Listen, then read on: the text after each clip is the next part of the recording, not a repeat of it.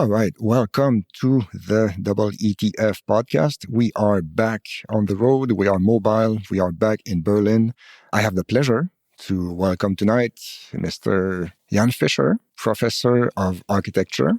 Actually, why don't you introduce yourself? I guess I am a professor of architecture and urban studies and urban sustainability. And I teach all of those things more or less at the same time, right here in Berlin. Which institute? At the moment, for 3 different institutions. One is IES Berlin, which is a global study abroad organization that has been in Berlin for, since the early post-wall era. And they gather up liberal arts students from many different American universities and bring them to Berlin. So it is a semester study abroad program, usually, undergraduates. And they have a metropolitan studies program, which I've been teaching for since it began. But I also teach, and those are all liberal arts students, those aren't design students, but I teach architecture students as well for Pratt Institute in New York and for the Wentworth Institute of Technology in Boston, who also send their students to Berlin for a semester, and they have their own separate programs. So I have kind of in equal numbers liberal arts students and specifically design students. So I handle them somewhat differently. But yeah, it adds up. But I'm happy to see how Berlin continues to be a magnet for all different kinds of students, especially those who are involved in creative pursuits or interested. And I've been doing that for many years now, I guess, at least since 2008, I think. So to put things into context a little bit, you're American. You've been living in Berlin for a while. Yes, I've been living here. It amazes me to realize it's been just a little, I think, over 30 years now. Wow. So in Berlin for 30 years, I came first. I started in Bavaria in Regensburg. Oh, okay. Because I got a job offer there a little bit after I graduated, and I went there for 8 months, which was just about right. It's a very small town. Mm-hmm. It's a beautiful town. Gorgeous cathedral. Beautiful cathedral. It's right on the Danube. Mm-hmm. It's medieval and Renaissance, and managed to avoid getting bombed during World War II. And so it's essentially intact. It's quite a remarkable place, but it's very small. And mm-hmm.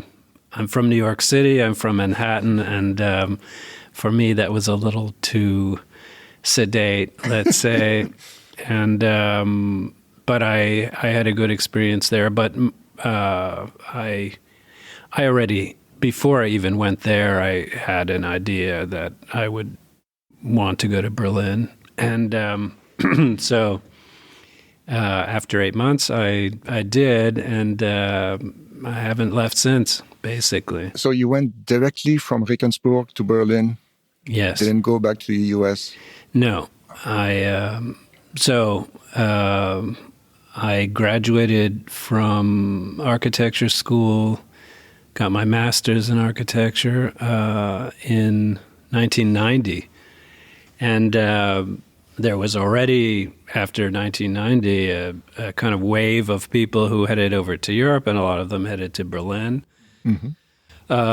And that's not surprising, considering how the wall had collapsed, only a year before. But I did, in fact, and I already had an idea about going to Europe, but I spent about a year and a half or so working in New York City, where I'm from, mm-hmm.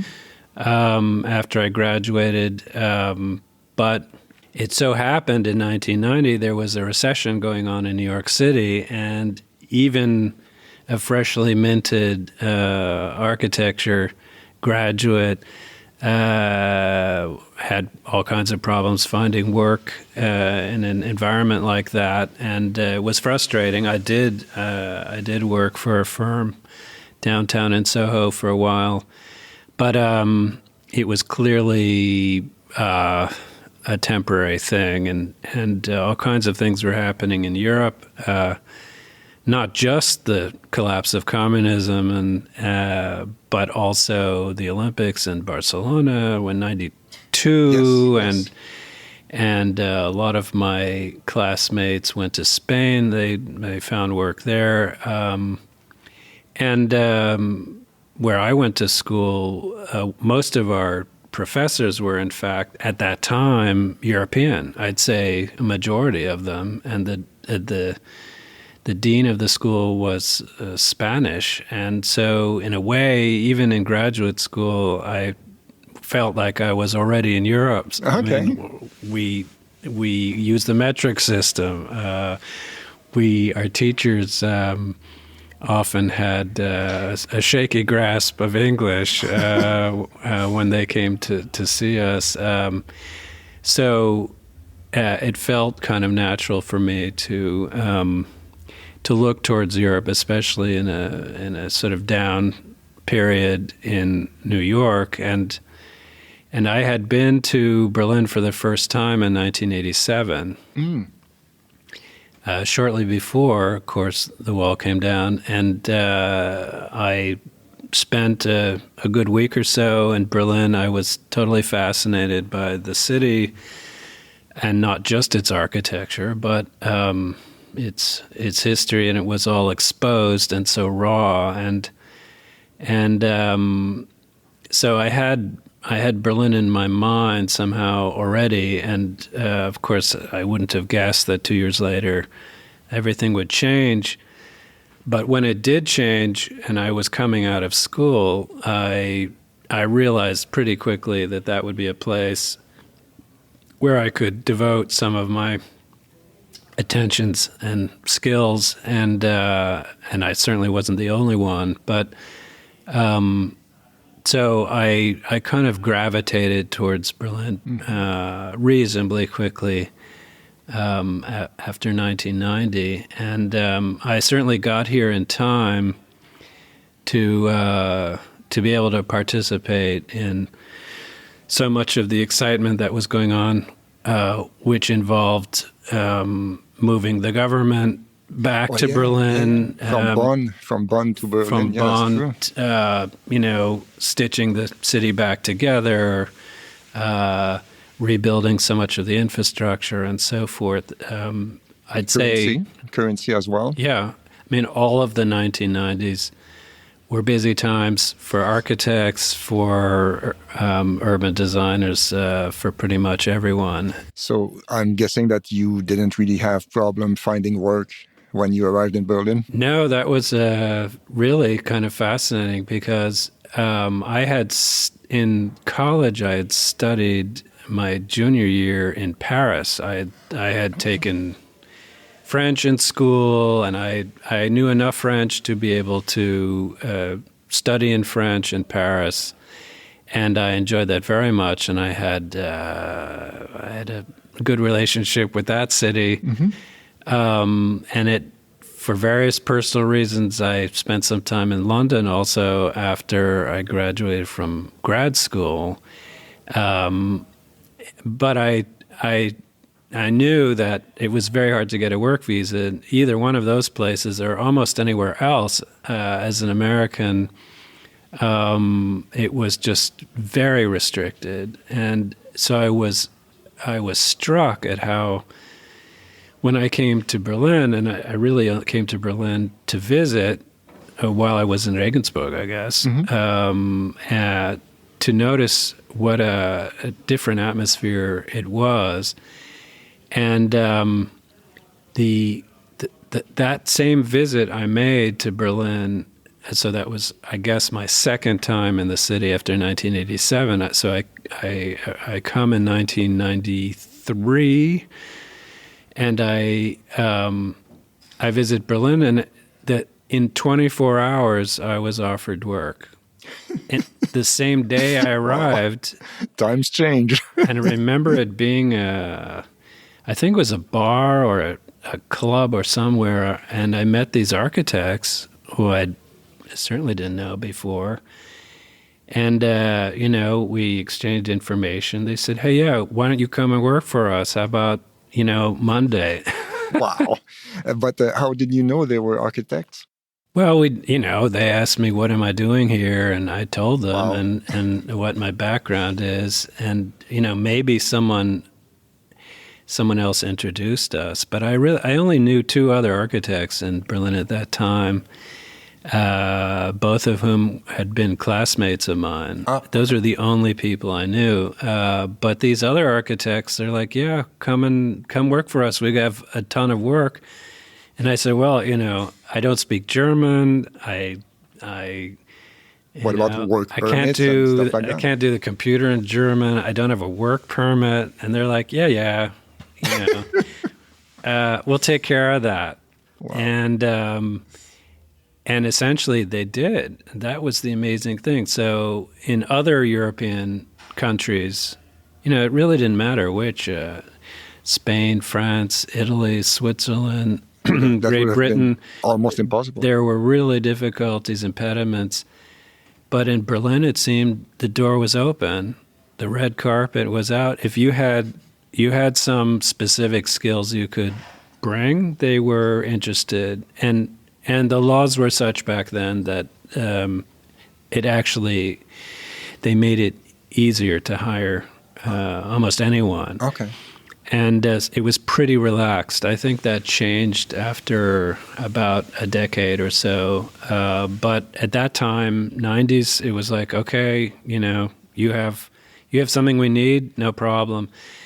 And so I kind of got the work contract and the work permit almost at the same time. It was like a exchange. And I went to I remember going to the agency for the work permit, and they asked me, well, how long do you want to stay here? How long do you want to work here? And I said, well, I don't know, a year. And they just went, okay, here's a stamp, here's 2 years. And when you're done with that, you can come back, we'll extend it. Just like that. The good old days. And that's all they said. And so, in fact, I didn't even think I'd be staying here for 2 years. I wanted to see how it was. You kept your options open. I kept them open, but I indeed was employed. I indeed had a lot to do. I slowly learned German. Mm-hmm. I don't learn languages quickly, or at least I had to push a lot of French out of part of my brain to bring a lot of German in.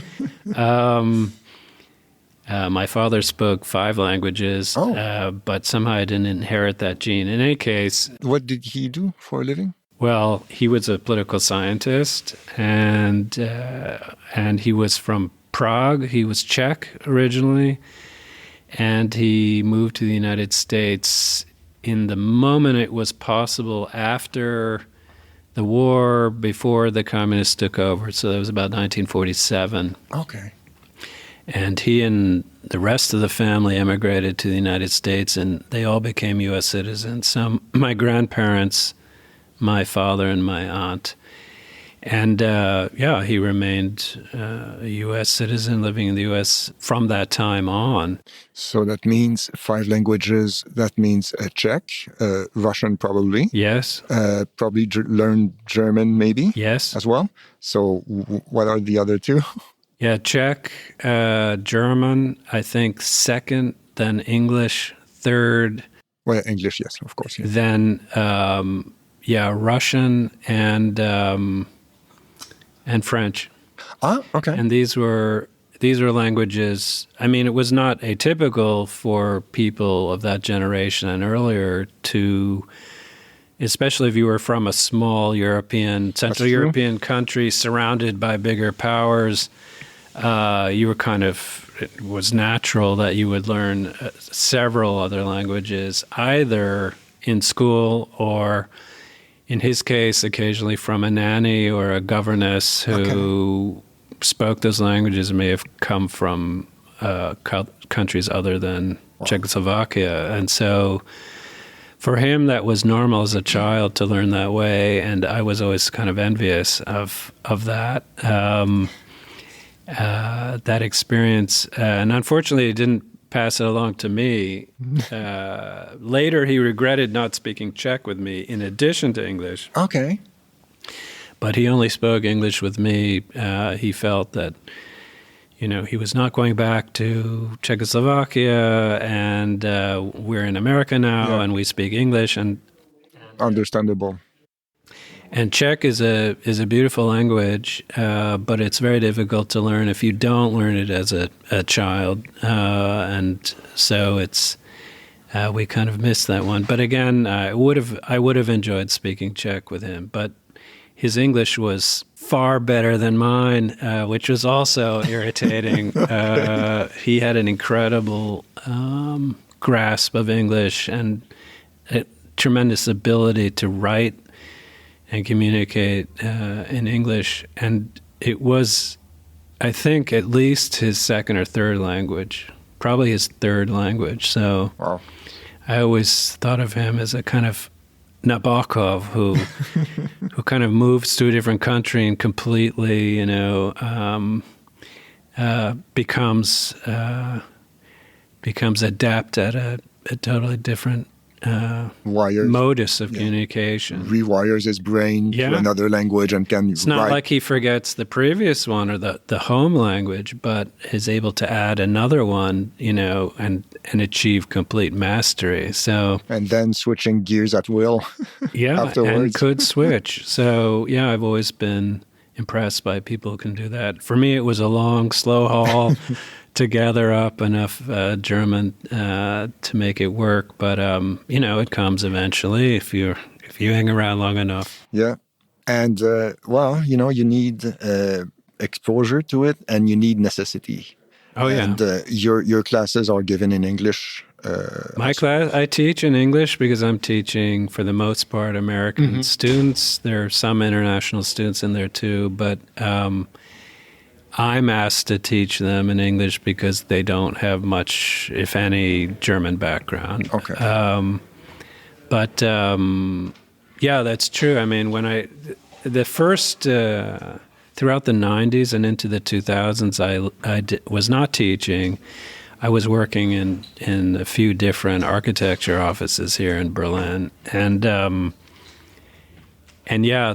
idea of necessity. I mean, I had to answer the phone and I had to speak to somebody on the other end who was speaking German, and I had to occasionally send faxes. Back then, there were still faxes, and I had to communicate with people at some team meeting, and I had to go to a construction site and be able to talk to the people there. And that was very intimidating at first. And you do a lot of smiling and you shake your head pointing, like you kind of know what they're saying, and even you're not sure what they're saying. And eventually, it's sort of you get the hang of it. The technical terms as well. That's something. Yeah, it's a whole nother language. So a lot of what I understand about architecture, especially construction and contemporary development and so forth, is in German, the German terms for that. And so if I had to go back to the U.S., there'd be some relearning that would be necessary. Yeah. So when you mentioned your first work permit was for 2 years, at the end of those 2 years, did you stop and ask yourself, okay, do I want to go back or stay? Or after 2 years, I was still working for that same office that had initially offered me the job, and I had done 1 or 2 projects for them already, and I ended up staying 4 years at that office. So yes, I needed another permit, and they seemed happy to keep me on. And I seemed happy to be in Berlin. And so I went back to that same office and I said, oh, yeah, you said 2 years ago that I would just need to come back and you would extend my visa. And in fact, they did. They put another stamp in there for another 2 years. Mm-hmm. And what they said was, I think, was after you've been here 5 years working, then you can get a permanent visa. An unbefristete Aufenthaltserlaubnis. Yeah, and they were right. That's in fact what happened, and so that's what I've had ever since.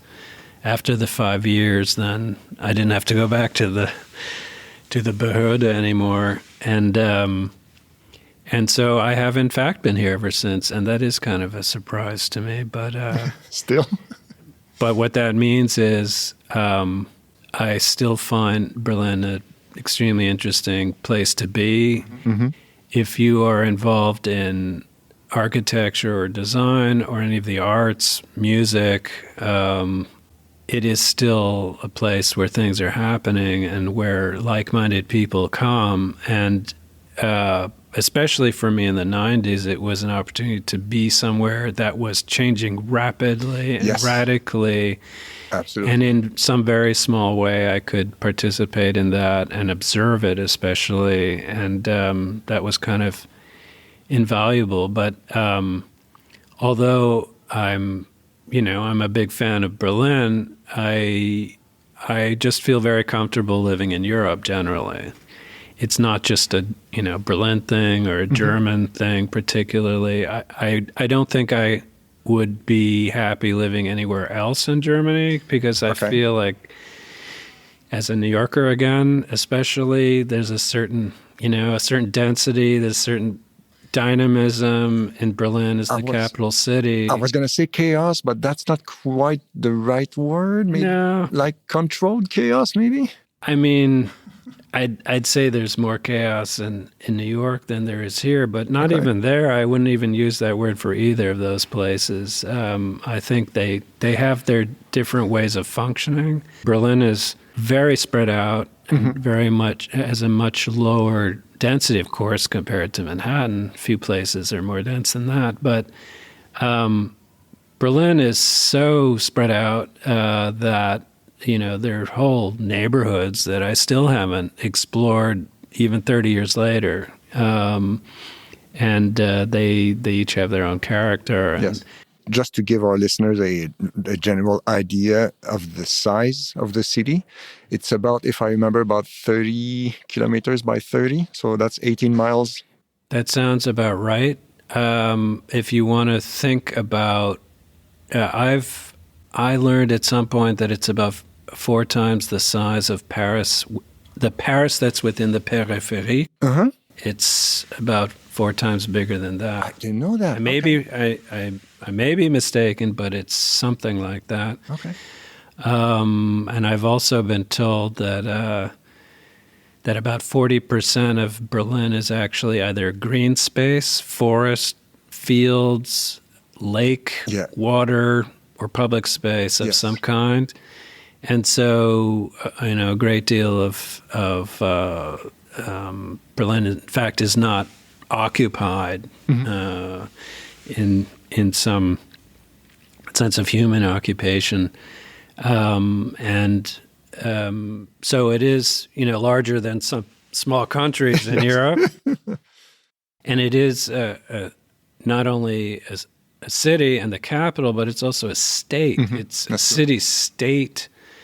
And there are 3 of those in Germany. Hamburg is one, Bremen is one, Berlin. So it has a special status within Germany, and it has its own unique history. And so there's really nothing like it. That's true. The wars, the European war in World War II ended here. The Cold War ended here, basically. Yes. It was always ground zero anyway, somehow during the Cold War. If there were going to be some Third World War, there was a likelihood it would start in Berlin. That's true. And of course, famously in the early 60s, there was a face-off, even at Checkpoint Yes. Charlie, between Soviet and American tanks. And, that was part of the era of the low point. There was also the Cuban Missile Crisis and so forth. That's true. And, at that time, all eyes kind of were on Berlin because that's where the major powers were occupying parts of the city and were in close contact. They were kind of physically... so friction, unavoidable. And that was certainly possible. But so if you're interested in architecture or urban history, Berlin is just a fascinating place no matter what. And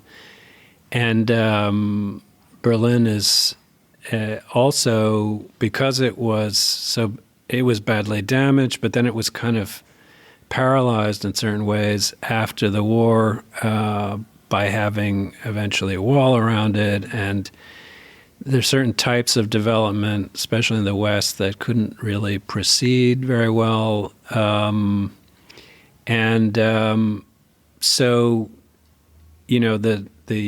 the scars of Berlin are still visible in large part because in other German cities, particularly in the West, they were repaired, quickly, starting in the, even the late 40s, 50s, 60s.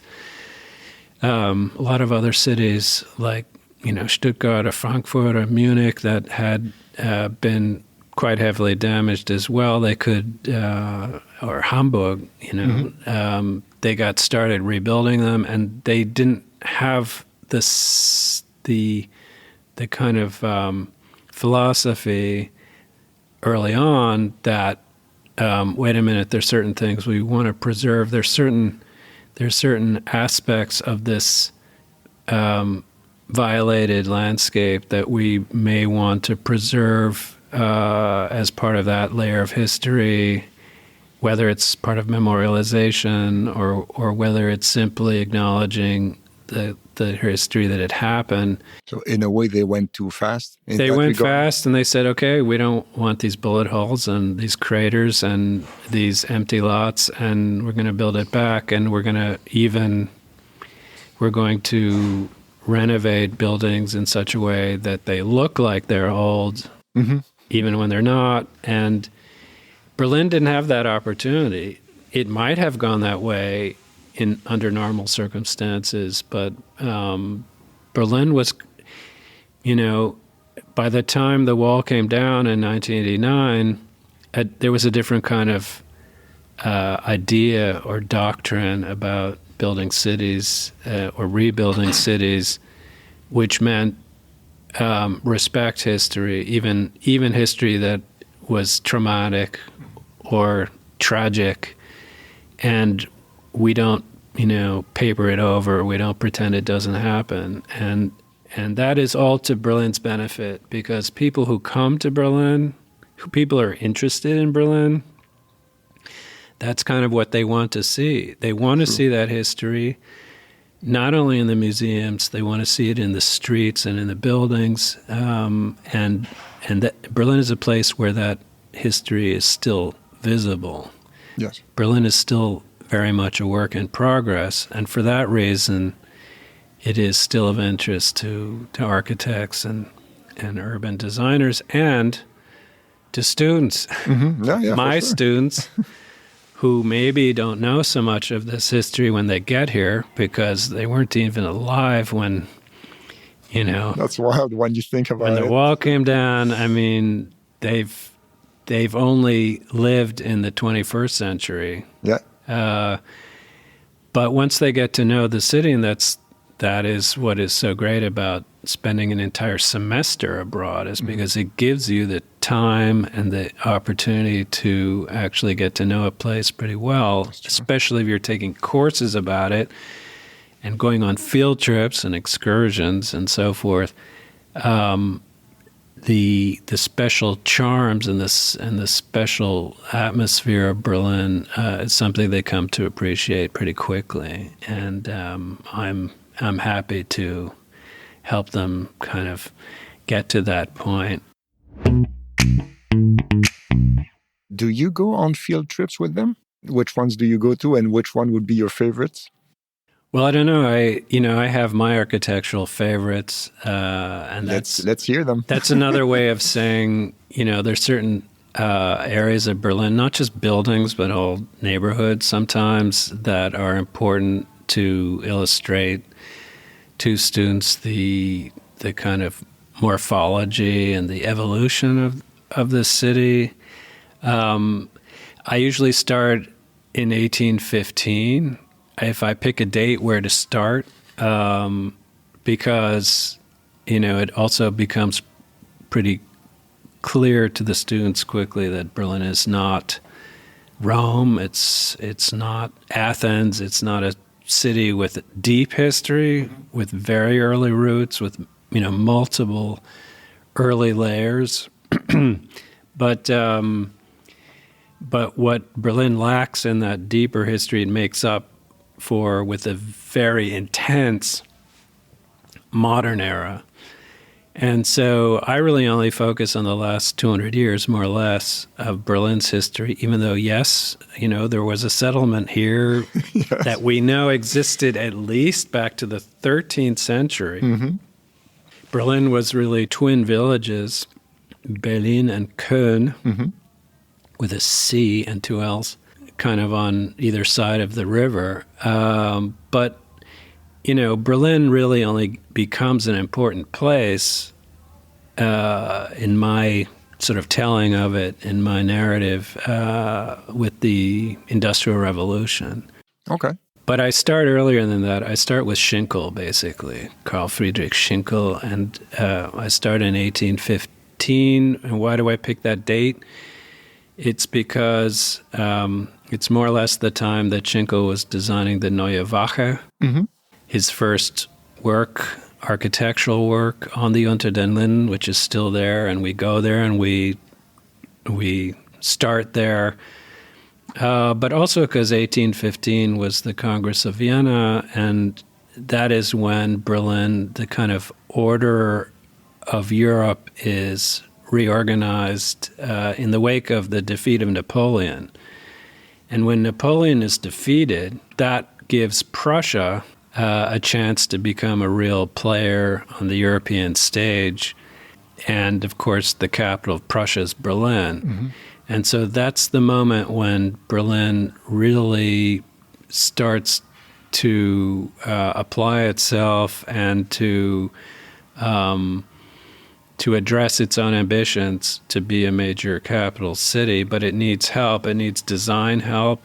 And the chief designer who is fortuitously on hand is Carl Friedrich Schinkel, who designed so many of the major institutions, many of which are still there today, but also has a hand in all kinds of urban planning decisions in the Berlin that was considerably smaller back then, in the early 19th century. So I start with the sort of Schinkel era at the Neue Wache, and of course we look at several of his other buildings as well, including the Altes Museum. And then one of the things that makes any kind of architectural history survey of Berlin easier is the fact that German history is, modern history is kind of easily divided into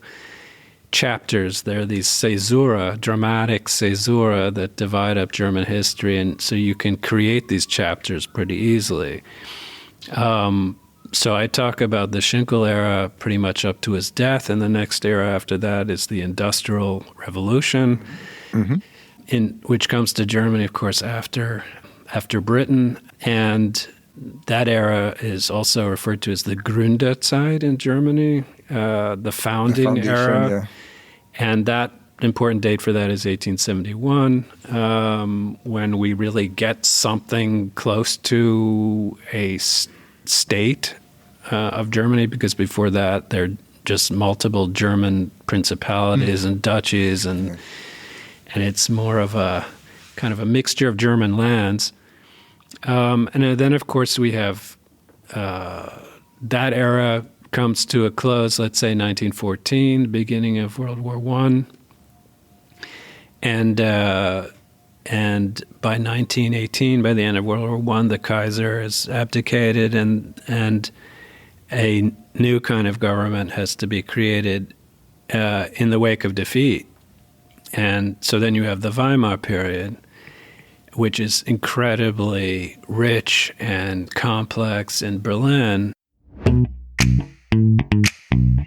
And it had so much potential, but they were kind of screwed by the Treaty of Versailles with the reparations and all that. Yeah. So that made things complicated. The way the victorious Allies concluded that war, of course, the historians will tell you, set the stage for the disastrous way things ended up going by the end of the Weimar period.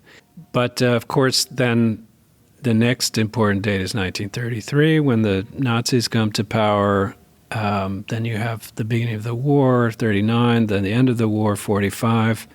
The Germania project. The Germania project in Germany. Albert Speer, yeah. That's right. I spent a session talking about that. Fascinating stuff, honestly. Yes, of course. And there are plenty of course, there. Berlin has... What's really interesting about Berlin is that despite the destruction both from war but also from bad urban planning, there's still so much to see here. I mean, there's still so many famous, iconic buildings here that were so influential in the 20th century. They're still here. You can still see so many of them. There's the work of so many important architects, German architects, is still to be seen. Especially from the Weimar period, but there's a great deal to be seen from the Nazi era as well. And all of that should be part of the experience. I mean, I take my students, for example, to the Olympic Stadium. Yes, I was going to say from just 1936, built Incredible. by the Nazis for those Olympics, and still being used by the one of the local professional soccer teams, Hertha. Maybe not for long because they want to build a new stadium. Yeah, I know. I'm not sure if that's a good idea. But anyway, so much of that is there. And it is to Berlin's credit. There's the old Luftwaffe headquarters. There's the Reichsbank, which was the first architectural competition that the Nazis actually created in 1933. But if I may, you mentioned that maybe a new stadium for Hertha would not be a good idea. May I ask why? Well, I happen to like going to the Olympic Stadium Same. for events like that. I know it wasn't designed for soccer. True. And it's not an optimal place to see soccer. The running track. Right. It's an oval, so... most of the public is further away from the action than you would normally experience in specific custom-built stadiums. But it's an amazing atmosphere. It's an incredible design. It was renovated for the World Cup. In fact, by 2006. They put a roof on it, which it didn't have before. It has, they put all new seating and so forth. So it's actually quite modern in many ways, and it works well as a stadium for all kinds of things. Giant rock concerts and visits by the Pope, and who knows, track and field events, of course. But Hertha has always been pushing to build a proper soccer stadium, which is more rectangular, sort of box-shaped, so that they can get the crowd really close to the sidelines, and much steeper seating. Yes. So more people up top can... Would be in the same area probably as well. They've been talking about this for a couple of years now. The latest is they think they'll put it to the southwest quadrant of the Olympic Park, which would mean they would eliminate the oldest sporting grounds on that site, which were equestrian events. Oh, okay.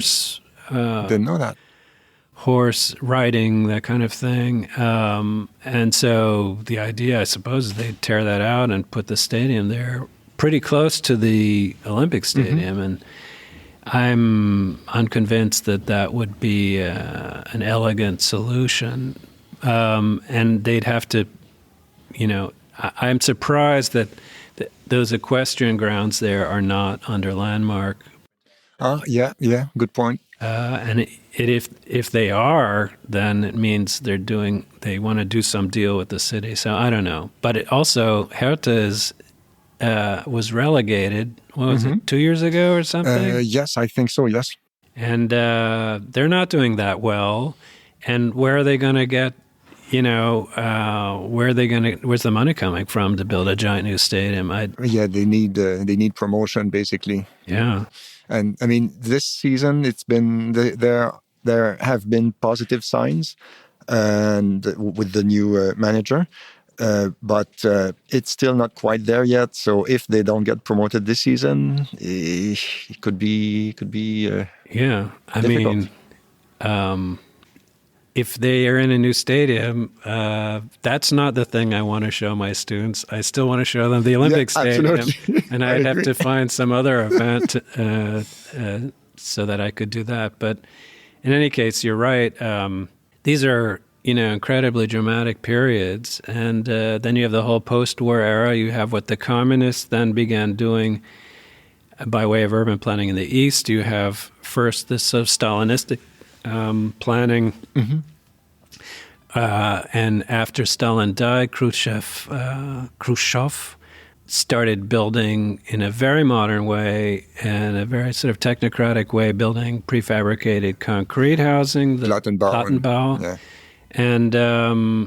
And that's all to be seen as well. And then we see how the West reacts, and we see the wall going up in 1961 and the effects that has. And then we have this other dramatic date, 1989. The wall comes down, and the city is suddenly in a position to reimagine itself and rebuild itself. And then the question is it up to that task?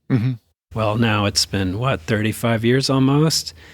And some would say it's a mixed bag, the results. Are you among them? And I'm among them, yeah. But, the architect, the kind of talent that was here in the 1920s after World War I is exceptional. I mean, no city, it was like the Renaissance in Florence. The number of extraordinary creative people all collected here during that pretty short period, about 15 years. A city can only wish to have such a thing every century, maybe. So maybe it's too much to ask that after 1989 we would have as remarkable architecture created here as was in the 1920s. Unfortunately, it's not the case. What would be, for example, your top 5 of architectural realizations after the wall fell? Well, that's a tough question. Well, I mean, I have a couple. There's some suggestions. highlights. There's some highlights certainly that any tourist will want to see when they come here, like the rebuilt Reichstag. Now that's With the glass dome from '99. Yeah, I mean, that's Norman Foster, and that is a remarkable work of transformation and a way of making that building both 21st century, but also public in ways that it never was before, and dealing with history responsibly, for example, preserving a lot of its interiors and showing a lot of the scars it had and a lot of the graffiti from the Soviet troops who took it in 1945. I mean, that's all, an amazing kind of job. Because, apparently, and I learned that only recently, they seriously considered knocking it down entirely. Yeah, I mean, there are all kinds of proposals made because, that building was essentially dormant for nearly 70 years after it burnt out in 1933. the Nazis didn't use it, of course. They didn't have any need for a parliament.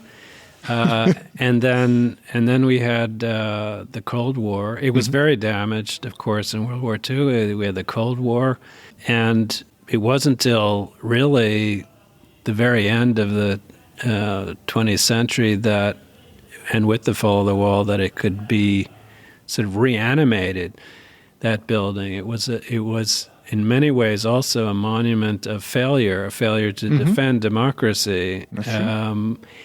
And so, Germans had very complicated feelings about that building, and there was also a question about whether it could function for a 21st century Bundestag. But in the end, they decided, it was too important and it was too central, and it was still fixable and based on this also not entirely unproblematic competition they had. They ended up with Foster, who was probably the right person to make it work. But, you asked me about the buildings I like in Berlin. They tend to be ones that are somehow concerned with history, either about history or they are like the Reichstag. The design is layered, and it engages previous histories and previous sort of manifestations, and so that's a reason why I very much like the Neues Museum on the Museum Island, which was, after again many years of being essentially a gutted and largely forgotten building, it was renovated painstakingly by David Chipperfield, the British architect. And that's a building whose history is visible everywhere you look, outside, inside, in all the details. And that's a fascinating kind of exercise in engaging history, and difficult history, engaging it responsibly. Unlike the Schloss, for example. Oh, yeah. The Humboldt Forum, Yeah, that's okay. So for those listeners, we can, in a few seconds, there used to be the seat of the East German government was there, the Palast der Republik. That's right, yeah. And they found, after the wall fell, they found, quote unquote, asbestos in it. So they knocked it down. And they weren't sure what to do with it. And then they decided to rebuild what was there before. Which is, can you give us a that's a really complicated history. So the Schloss, which was the city palace, also evolved over many years. In the end, it was mostly Baroque. That's what you see there in the old photos. But, it had a history going much further back from that. So it was actually a kind of a mutant building in certain ways. Mostly Baroque, and then the dome, based on an idea by Schinkel again, was 150 years later, around 1850 or so. And it was a building that no one ever particularly liked. The Prussian kings didn't much like it. I'm not aware that Hitler or any Nazis ever set foot in it. In the post-war era, the politicians on both sides didn't particularly like it, but it represented Prussian imperial power, and it had a great many rooms inside, some of which had been designed by Schinkel, in fact. Okay. As an interior designer, but ultimately it was very damaged in the war. It could have been restored. That would have been a decision by the communists again, the DDR. Instead, they decided to get rid of it, and they detonated the whole thing in 1950. They blew it up. Okay. And because they decided it would be more fun to create their own kind of palace of the Republic. They weren't quite sure what it was going to look like in 1950, but, they had the idea. Plus, they thought they could make a kind of their own red square on the museum island for Yeah. parades and marching and so forth in front of whatever this new building was going to be. And the Schloss was for them a symbol of militarism and imperialism, and they didn't want anything to do with that. So they were happy to get rid of that kind of history and rebuild. And it took them a while. It took them until 1976 to actually get this Palais de République built. Even before that, I think it was in 69, they finished the TV tower. Yes. They built that even before they built the Palais de République. And when that was done, it was interesting because it was, two giant auditoriums plus a significant portion of the program open to the public. The place looked nice. I mean, I saw pictures of it from the inside.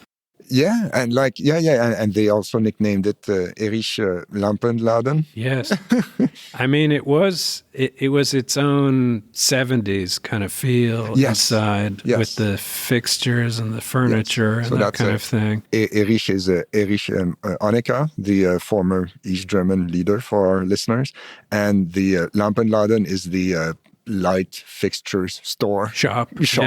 Yeah, Laden is kind of a shop. So Google it if you can, listeners. It's Eric's awesome. Lampenladen, but that building, was doomed as soon as really communism collapsed because it lost its reason for being, really. Now, they could have found alternative uses. They could have... For sure. Definitely had some interesting competitions with that building, but there was already a movement very early on among conservatives to get rid of it because it in turn became a hated symbol of the communist era for certain segments of the population. And of course, most buildings in the 60s and 70s, big public buildings especially, were insulated with asbestos. So that gave them an excuse to go in and strip it down right down to the concrete and the steel. And once you got that far, it pretty much wasn't going to be maintained. But you're right. They didn't even give it a chance, really. They didn't have a competition for architects to sort of consider uses that would, in fact, acknowledge that layer of history. And there was a push, we want our Schloss back, Let's build the Schloss. And people, even if people say, well, why? What are you going to put in it? I don't know. Well, we'll take some of the old ethnographic collection. We'll put in some parts of the Humboldt University and a few restaurants and some temporary exhibitions and some other stuff. It went over budget, something crazy. 2 billion, is that it at the end of the day? Well, it didn't go as much over budget as far as I understand as the airport did. Oh, God.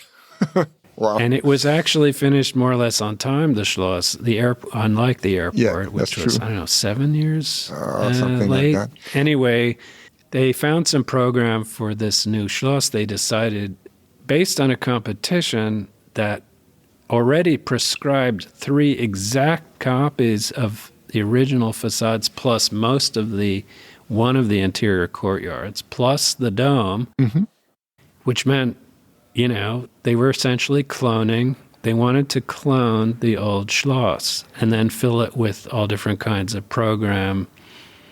And for a lot of architects, including myself, that didn't make any sense. And most of those, let's say, more responsible architects didn't even participate in the competition because it was too restrictive. Okay. They said already, we want a copy of the old one. And so that's what they got. They got a copy with all the, statues and the gold and all the Imperial Prussian scheme that had been on the old one, which means nothing to really anyone anymore. Well, yeah, it's still puzzling to me, to be honest. Like, okay, it looks fine, I guess, but, I still don't see the point. And also, you mentioned previously the airport. We actually met because of another podcast from Radio Spätkauf, and they have that podcast series called "How to Excuse My Language: How to Fuck Up an Airport," and they have 5 episodes, I think, on the construction of BER, and Oh, it's really? absolutely excellent. Like, it's good journalism. Yeah, I don't know if work. I want to revisit that whole sad saga. Oh my God! But, I was here, of course, living the whole time. It's like, when will the airport be done? I don't know. This year? Next year? Nope, not yet. And, kept going over budget. And it's really a huge embarrassment because Germany's supposed to be good at doing things like this, building airports. For example, I always enjoyed using the Munich airport, the new one, the still relatively recent one down there. And it kept costing more money, of course, and it kept being delayed year after year after year here. And then finally, they finished it, and from day one, it had problems. Yeah. And from day one, it was not big enough, and it doesn't actually meet a whole lot of standards that are 21st century as far as international airports are supposed to be. Yeah.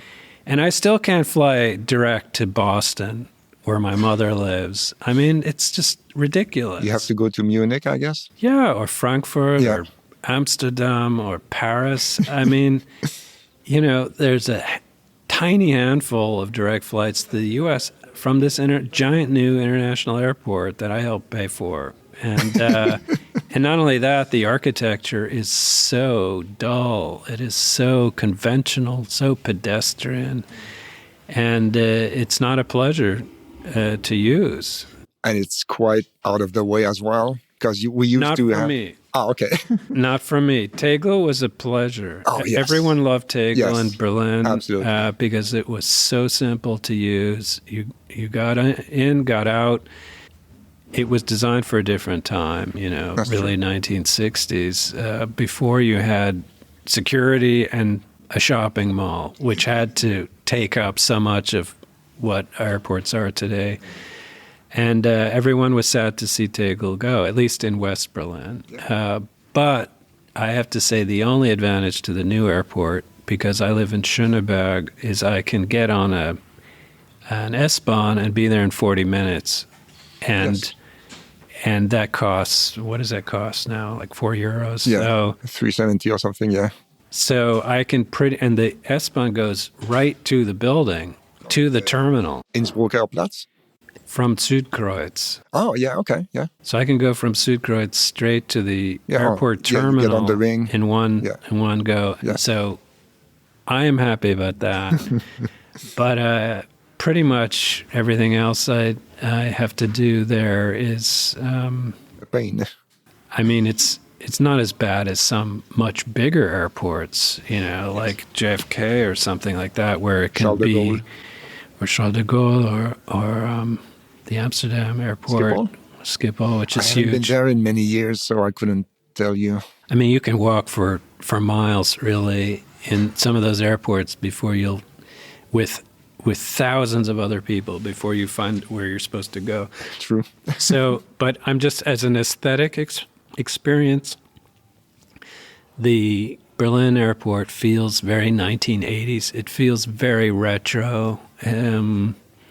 So that is not one of my favorite places in Berlin. But the buildings I keep coming back to and enjoy visiting tend to be the ones from the sort of classic modern era, which are the 1920s.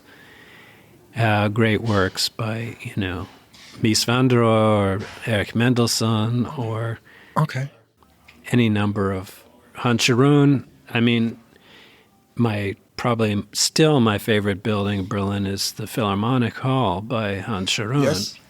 And that's a building that is so extraordinary that even if you've gone, as I've been lucky to do, to countless concerts in there over 30 years, you still discover something new about it every time you go. Have you been to the new quote, air quotes, the Pierre Boulez Saal? Yes, that is. It's nice too. That's a big success. Yes. Frank Gehry that was, as far as I understand, a gift essentially from Frank Gehry. He did the design more or less for free and at the behest of his friend, Daniel Barenboim. And that's also interesting because that's also a building that is inserted inside an older building. I mean, that's a space that is been recreated within an older building, which I think was itself, I mean, initially Baroque and then altered by the communists and then carved out, and a new auditorium was inserted by Frank Gehry. So it's, you know, another fascinating kind of palimpsest of different design hands at work there. The acoustics are amazing as well. Yeah, and I have been there many times too, and I don't remember ever having a bad experience in there. I don't think I've ever heard a bad concert in there, and I am extremely impressed how well it works as a space for intimate music. That is essentially a chamber music hall, but in the round, in an oval kind of arena. Yeah. And that I would say is one of my favorite sort of design spaces in Berlin. And it's a great addition to the kind of musical landscape of Berlin. But what would you think about buildings that really go completely in a wild and unexpected direction? For example, the Jewish Museum. It was built in 2001. Well, yeah. I mean, that's a building that any tourist coming to Berlin for the first time should see. Yes. And it houses a remarkable collection. It's one of the most visited museums in all of Germany, if not the most at the moment, because the Pergamon is sort of closed indefinitely at the moment. Renovations. And since day one, when it opened, 2000. I mean, here it says 2001. 2001. So. And in fact, it opened to the public on 9/11. Really? That building opened to the public the day of the terrorist attacks in Berlin. I didn't know and that. It was open for a couple of hours, and then security closed it because of those events in New York. Wow. Okay. It was what you might call an inauspicious opening day for the Jewish Museum, even though those events, it was coincidence. Mm-hmm. But anyway, since that time, it has had a constant kind of surge of people moving through it. And a good thing, too, and a lot of those people are school groups, German school groups, taking often somewhat reluctant high school students through there and giving them a kind of crash course. But that building is definitely worth visiting. It is a lot less complicated in its theoretical basis than it looks. Mm-hmm. It is actually fairly straightforward the way it's organized, the kind of routes you're intended to take. Yeah, the entrance is like a regular building, and the kind of lightning bolt that we see most of the time, it's the museum the itself. entrance is a much older Baroque building, and then we descend and we enter this world of Libeskind, the architect, and there are three routes inside which intersect, and one is the route, as you learn below, that takes you to exile, and this exterior garden which represents the exile that German Jews followed if they were able to escape from Nazi Germany. And then there's another route, pathway that takes you to the Holocaust Tower, which is the dead end. Mm-hmm. I mean, a literal dead end in a cold, dark, exteriorized void. And then there's a third route which takes you up the stairs to the actual exhibition, to the light, to the air, to the life of, at least 2,000 years of Jewish history in the German lands, which is displayed over 2 floors. And so that's actually fairly understandable. There are a lot of acute angles and funny windows and stuff. But it's a very sensory experience for a museum like this. I mean, I was there a few years ago, but I remember being very impressed. They have reinstalled the entire permanent collection fairly recently. So, it's not static. They do change things within. But that is I think that's, from what I've seen of his work, I still think that's Libeskind's best building, and it's essentially his first building. Because I think that architectural language that he employs somehow resonates for that program, for that site, for this city. For that topic as well. Yes, it makes sense. But if he uses that same language for a shopping mall or a block of condominiums, then you're like, well, why is he doing that? But for that museum, it makes sense. And that was the result of a competition, and he brought a lot of his own personal story and a lot of his own knowledge to bear on that project, and you can feel it when you're there. So, I consider that a success. Yeah. No, yeah. That's still, that's a good point. More than 20 years later. Yeah, absolutely. And may I ask you what your opinion is of one other memorial? And then we can switch to the quick and quirky questions if you want. Whatever you like. Okay.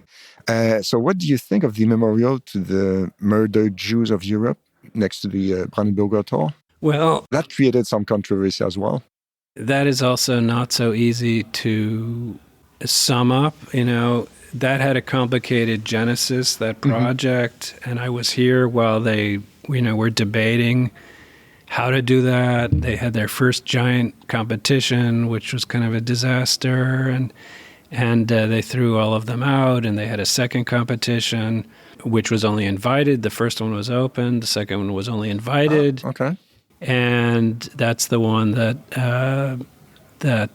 resulted in the project we see there, the Peter Eisenman and... By the way, I'm sorry. It's only a coincidence that the two examples I'm giving are related to, Judaism, and I'm not. Well, even formalistically, there are a lot of questions asked because the Jewish Museum came first, and the Garden of Exile that he designed for the Jewish Museum, Libeskind, for many people looks similar to the Eisenman project. Yeah, it was 2005, the other memorial. So yes, it's hard for me to look at that objectively. My personal opinion is that it is. It was a project that was compromised by a number of things. Like initially, they wanted sand and not pavers. In the initial, between the Stele, Sarah wanted, and Eisenman too, they initially planned many more Stele than are there. Oh, okay. They had to reduce that number. There are still 2,700. There's still a lot, but they designed far more and closer together, and then without a documentation center underneath. And then the politicians said, well, you need a documentation center, so they had to put it somewhere. Where was it going to go? It had to go underground. I would agree. And that's an awkward fit in the corner there, and so forth and so on. And now they're starting to crack apart, and they're actually, the water is forcing its way in. Even these prefabricated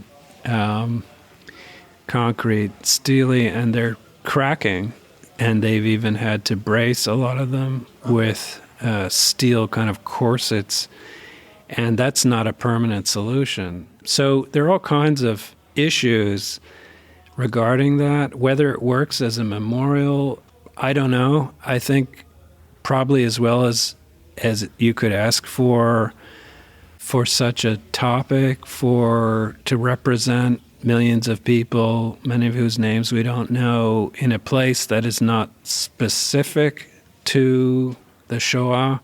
That's true. It wasn't planned there. It wasn't carried out there on that specific parcel of land, and that makes a difference than the topography of terror, which is the place where the SS and the Gestapo actually had their headquarters and where a lot of these crimes were conceived. That's true.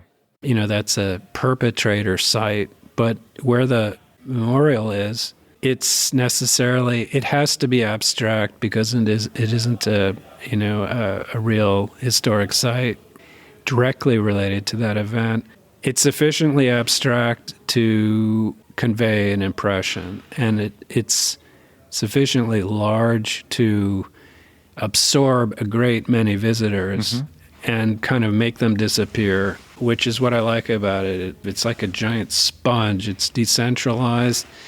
It's not a maze because you don't get lost inside. You always know where you are. It's a grid.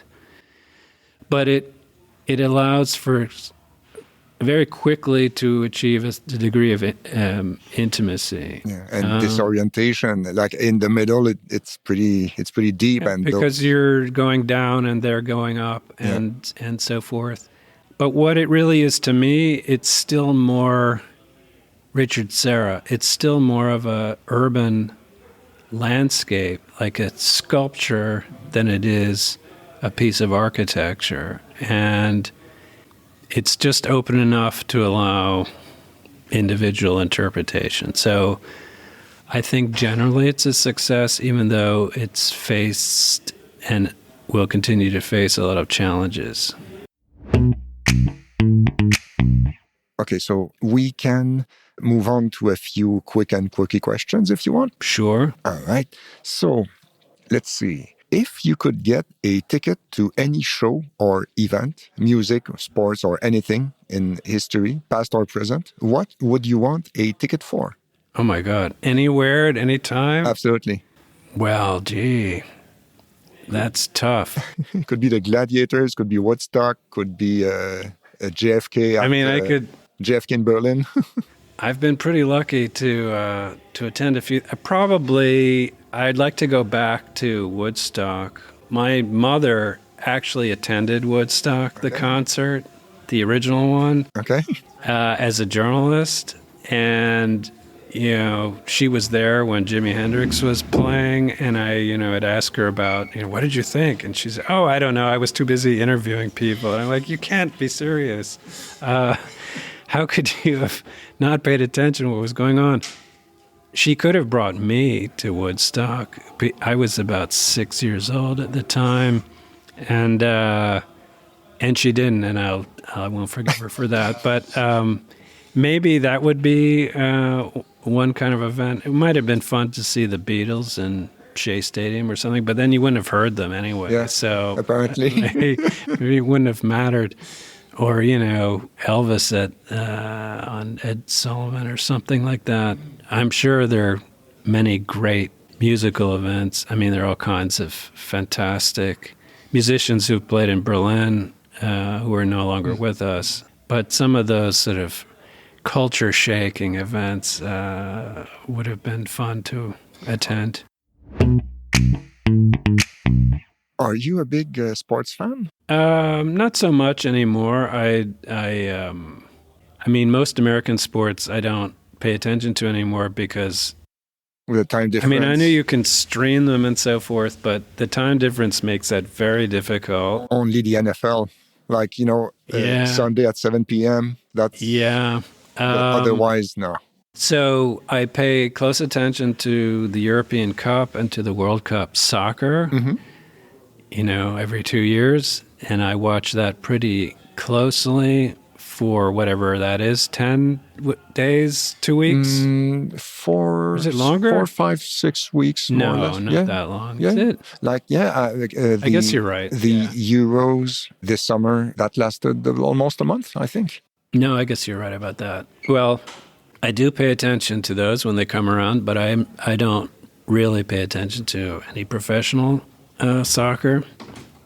I find I save a lot of time that way, and pain. And I do like the Olympics when they're available to be seen, but I don't attend a lot of sports. I used to like watching tennis, but all of that seems to be pay TV now, cable, so forth. Yeah, true. And I actually don't even own a television. Oh, so there you go. but So you I can guess experience the city in its fullest. well, you don't really need to own a TV these days. I don't think if you have a computer, No, I agree. You can stream what you need. everything is out there accessible. But no, I don't pay too much. Okay, so next question would be what, and I completely talking about switching gears earlier. Here's one. What would you name your boat if you had one? There was some amazing name for a boat given. Something, what was it? Boaty McBoat? McBoat? McBoat face? McBoat face? Boat, yeah. It was something like that. Wasn't it for like some kind of official boat or something? Yeah, they actually had a competition and anyone could submit a name. Boaty McBoat face. Boaty McBoat face. And that's the one that won. And they were stuck, right? Because they had to take it. They agreed. Yeah, I don't think they backed out. That actually. one was pretty good. Yes. I don't know. I don't boat. I have problems being below deck. Okay. I'm easily seasick. Okay. I like being above deck. That's all right. But I don't know. Enterprise. Okay. How about a starship? I don't know. Right. That works. Okay, another gear switch. Where is the worst smelling place you've ever been in? Oh boy. Well, Berlin in the subway can be that's right. pretty bad. Yes. There are a lot of Berlin is not a particularly hygienic place, I would say. As cities go, that is an expression of its budget to a large degree. I mean, Berlin does not have a lot of money to spend in the way that Geneva or Zurich does. So, yeah, there are a lot of corners. There are still a lot of people who think that anything outdoors can be a toilet. So, but I don't have a specific sense memory of particularly malodorous place, at least not right now. Maybe I just blocked that out of my mind. I think most people probably do. Right. It's powerful when it's there, but when it's not, then we put it away. Yeah, no, that's quite possible actually. If you were given a 1-minute ad slot during the Super Bowl that you couldn't sell, you have to use it, what would you fill it with? Well, frankly, at this moment, I would probably make one last political appeal for people to vote the right way in this U.S. election. Yeah. Even though I know that most of my friends and family in the United States are deluged with political advertising like every 5 minutes, and it's exhausting, and it's also nutty, so much of it. But still, if I knew I had millions of people, guaranteed audience, I would make one final appeal for voters to think sanely and preserve their democracy. Yeah, I agree. The question is, who would I hire to give that message? Would I do it myself, or would I find some eloquent speaker to do so? Maybe I'd hire some really fabulous English Shakespearean actor to deliver a rousing speech, or maybe a very popular artist to and we have some background noise. Maybe some really popular artist to join the most people. I don't know, like, gonna throw that name, Taylor Swift or something. Well, the Harris Waltz team, they've been able to bring in already, Beyonce and Bruce Springsteen and Taylor Swift and so forth. So, they've been doing that.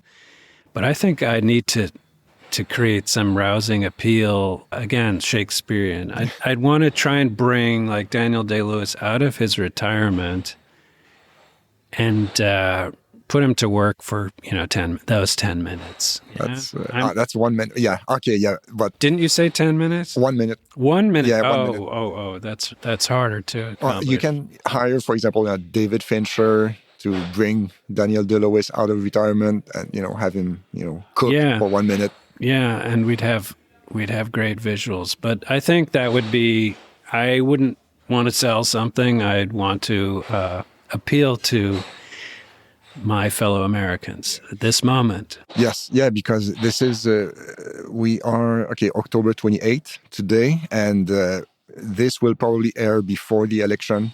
Everyone I know is, every American I know is in a state of some angst and anxiety at this moment. Not only Americans, I can assure you. Yes. Yeah.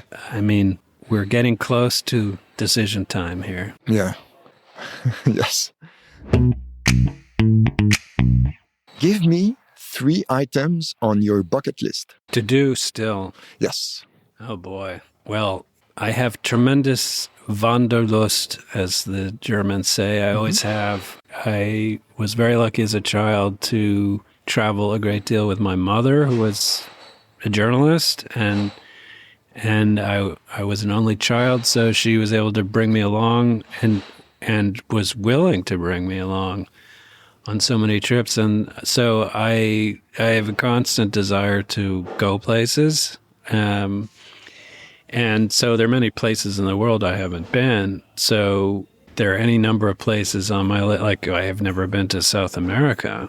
I mean, that's a whole continent. So that's probably the main bucket list would be travel, basically. Okay. And otherwise, I don't know. I have to.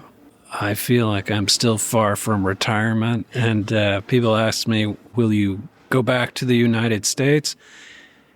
Part of an answer to that would be, okay, under what conditions? What kind of regime might be in place back home that would entice me in such a way? But you consider Berlin home. I do consider it home, but, I have a daughter who is 16. She'll be going off, presumably, to university soon enough, and then I will have fewer commitments here. I still enjoy the work I do, the teaching I do, but, one of the things I don't like is that it's dark here about half the year. Yes.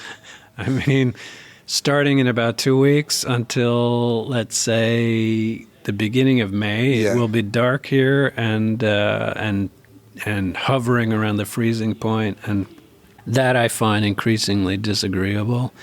And there are other places one could perhaps spend those other months. I don't know. Maybe split the time half and half. Yeah. That would be a good But option. I still feel a close connection to New York, my hometown, and I continue to want to spend time there as well. You do go back there every Pretty now and much then. every summer, yeah. Okay. Yeah. Okay. I have my mother in Boston, but I still have a great many friends in New York, and I always feel like going back and finding out what's going on there.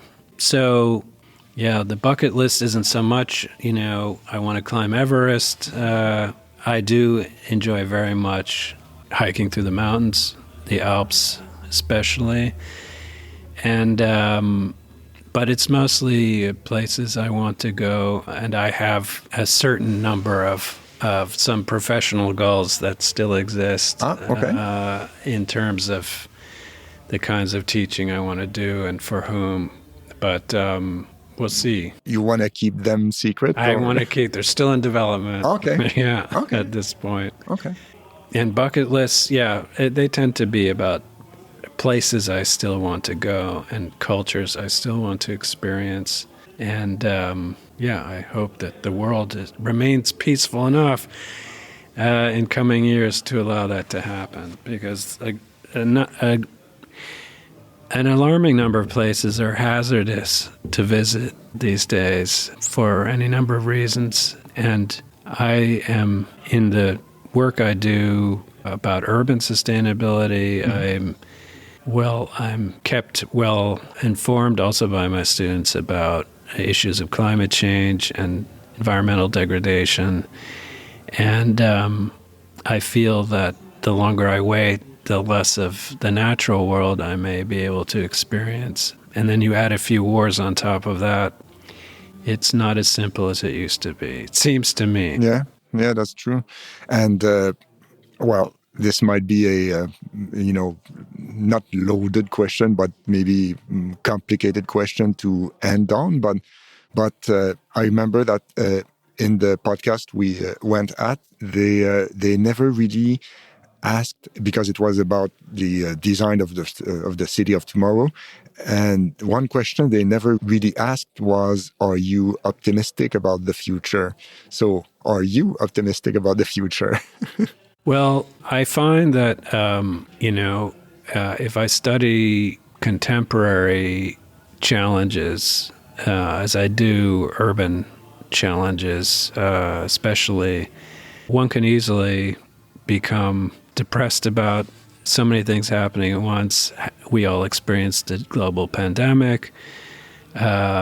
We see how too little is being done about climate change. We see conflicts, horrendous conflicts emerging, which seem to have very little resolution and so forth. It is possible to become despondent about that kind of thing, but I find the fact that I have a daughter means I have to think differently.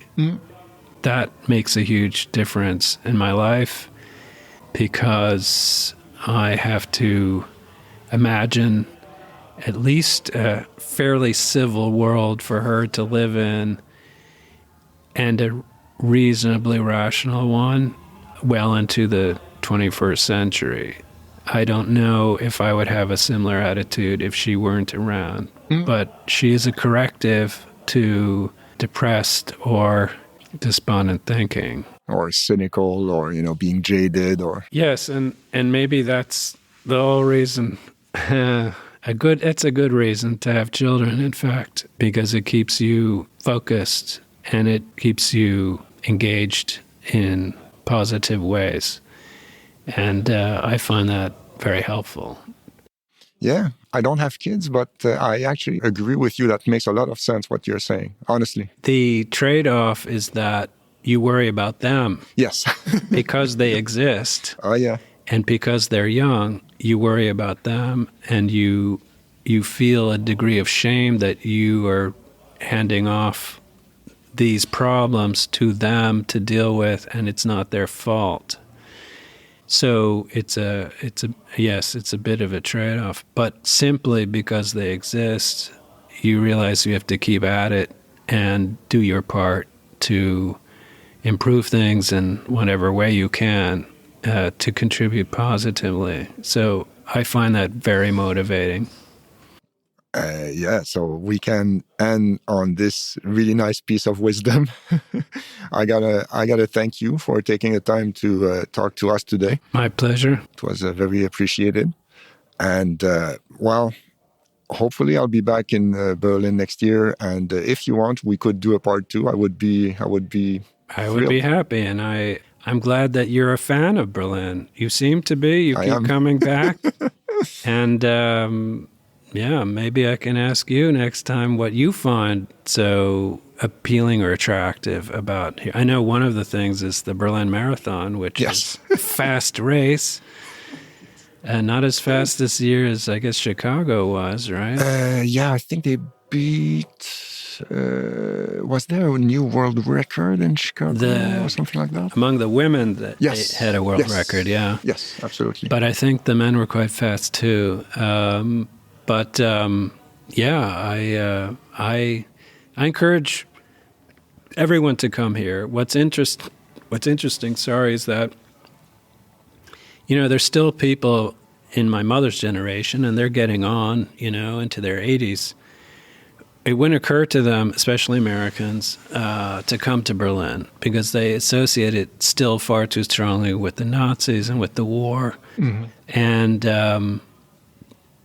they don't imagine what would you see in Berlin, what is of interest. And it's always interesting to me to encounter that attitude. And but those who do come here discover just how extraordinary and rich and challenging and poignant this landscape is, and how Berlin is really like no other place. So I'm happy to put in a good word for it.